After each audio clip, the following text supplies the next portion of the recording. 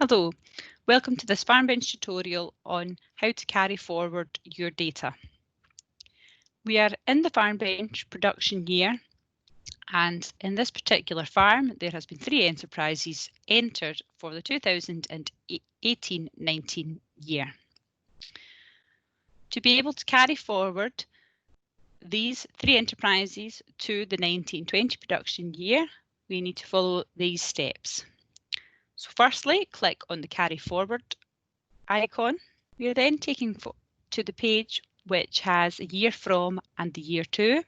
So on this occasion, we are going from 1819 to 1920. So then we can commit to carry forward.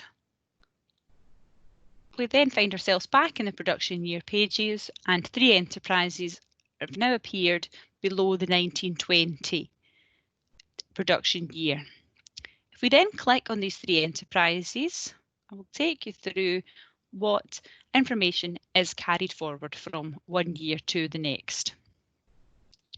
So within the enterprises section, the 3 enterprises that were in the previous year have been taken forward with the hectares that were entered. However, these can be amended in this year. Also within the cost section, in labour items that have been entered will be carried forward, however will need to be allocated to appropriate enterprises.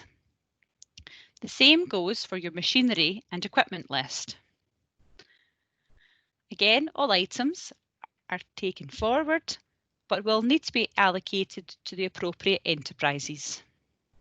And thirdly, the property depreciation list, as with the labour and the machinery costs, is also carried forward, but requires to be allocated.